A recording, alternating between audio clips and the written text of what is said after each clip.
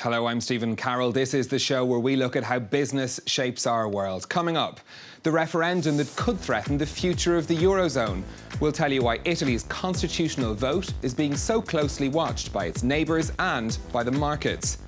On the edge of a deal to tackle the oil glut, are the world's major producers ready to limit output for the first time in 8 years? Plus, the cost of buying local. Will consumers pay more for products that are made in France? First up, though, it's been called the referendum that could lead to the death of the euro. Voters in Italy go to the polls on December 4th to cast their ballot on a major overhaul of the country's constitution. The markets are watching with concern. A no vote is seen as a boost to anti-EU parties. The proposed changes would see more power concentrated in the lower house of Parliament. It cuts the size of the Senate from 320 members to just 100. And it limits the areas in which the Senate has power to change or block laws, and critically curtails its power to oust governments. Prime Minister Renzi has staked his reputation and potentially his future on winning a yes vote, but the result remains uncertain. Well, for more on this, I'm joined from Brussels by Marco Gambacci, political analyst and founder of the European Post. Marco, thanks for joining us to talk about this. The markets seem to think that a no vote in this referendum will throw Italy's relationship with the EU into disarray and could even see it leave the euro. Why is that? Well, first of all, because Italy has a lot of problems. It has 11.4% of unemployment and it has the second highest public debt after Greece. It's more or less around 132% of the GDP. So Italy needs reforms and the financial markets ask for the reform. Standard & Poor's said that they are keen to support yes vote, and also 2 days ago there was an article in the Financial Times saying that Italy, if no front will win, it can put at risk the presence of Italy in the Eurozone. But in this case also Mario Monti, who is the former Prime Minister of Italy, who is very close to some financial institution, is supporting no. So I think this is the perfect example to understand how Italy is split on this referendum. This referendum split political families, this referendum split families, this referendum split also the markets. These reforms look to be quite technical on the face of it. Why are they so divisive? Because this is not only a referendum on the constitutional reform, this is also a referendum on Renzi. He did a big mistake at the beginning of the campaign for the referendum. He personalized the referendum. He said, if I will lose the referendum, I will resign. So can you imagine the oppositions listening to him and taking this opportunity immediately and starting a campaign against Renzi, a Renzi government, not in favor or not on the constitutional reform? Because in theory, these reforms look like they would create more stability in Italian politics, something that has been lacking, at least in kind of the recent past. So is there anyone out there making that argument? I don't think that this referendum, this constitutional reform will create more stability. This is a technical issue, and I think that if yes will win, Italy will not become the most stable democracy in the world, and if no will win, Italy will not be considered a failed state. Of course, there are good sides, like speeding up the law-making process, cutting useless body, and rebalance the power of the regions. So I think that for some businessmen, especially the last part, having a national legislation and not different regional legislation will improve creating business in Italy, that's for sure. One of the points that Mario Monti made as well was that he felt these reforms would put more corrupt politicians at a national level. Is that a fair thing to say, in your opinion? Mario Monti touched a very sensitive point, because with the new Senate, there will be still the immunity for the senators. So a lot of people, the mayor and the regional council, we had a crisis of in the regional council because of corruption in the past 5-6 years. And so Mario Monti raised the question, and he said, okay, but if these people who have improved to be corrupted, at one moment they will decide to go to the Senate because they can enjoy their immunity, this is a problem for the Italian system. And for this, he was not wrong on that.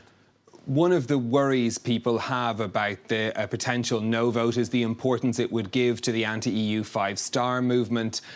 I mean, how significant is their role in all of this? If no will win, we have to understand what Renzi will do. There is a chance that he will resign, he will step down. And in this case, if there will be a new election, five-star movements are in pole position to win the elections. So a lot of people, especially in Europe, they are scared about this scenario. But again, we are coming back to the financial market warnings on that. I think that they are doing a counterproductive strategy because they are raising alarmism on certain movements, Five Star, Liga North, and others. But as we have seen with Brexit, with Trump, and with the French primaries, this alarmism, this kind of warning message are not received by the people, and a lot of citizens are voting against the alert of financial markets, financial institutions on some European media. So I think that the financial market on this are doing a wrong strategy. How worried should we be about Italy's future in the EU? We don't have to be worried, I think. Right now, Renzi is raising Italian position at the European level. Renzi has a huge ego, and when it comes at a European level, he doesn't accept any diktat from any other member states. But from Renzi's ego, to have to be worried on the permanence of Italy in the European Union, in the Eurozone, I think there is no question about it. OK, Marco Gambacci from the European Post, thank you very much for joining us from Brussels. Now, next, it's been 8 years since the world's biggest oil producers last agreed on a deal to limit oil supplies. Since then, prices have risen and then collapsed, hitting the lowest level in 13 years back in January. In September, the OPEC cartel of major oil producers agreed that they would do something to address the supply glut. The details set to be hashed out at a meeting on November 30th.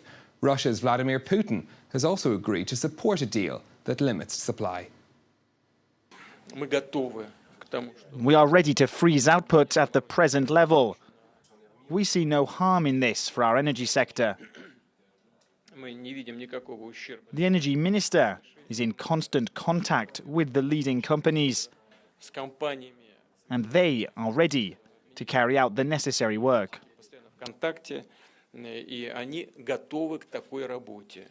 We have been disappointed by OPEC before, so why is a deal expected now? And what could go wrong? Kate Moody's been finding out. Kate. Stephen, momentum has been growing since OPEC's 14 members reached a provisional agreement during their informal talks in September. Since then, as we heard, non-member Russia has also climbed on board. Prices of the international benchmark Brent crude rose when that September deal was announced and have dipped and rebounded as the markets followed the likelihood of a firm accord. But several countries could derail the agreement. There are signs that OPEC's de facto leader and top producer Saudi Arabia could waver as it tries to maintain its market share. It could also balk if its regional rival Iran is granted an exception. Tehran has been trying to raise output since most international sanctions were lifted. Iraq, Libya and Nigeria have also cited geopolitical concerns as they've asked to be exempt from any freeze or cutback.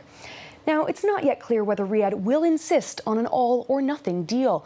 The September agreement stipulated that Saudi Arabia, Kuwait, the United Arab Emirates and Qatar would slow their pumps the most, with other members keeping output steady. That same month, the cartel pumped a record 33.6 million barrels of oil per day. The deal would cut that back by about 1 million.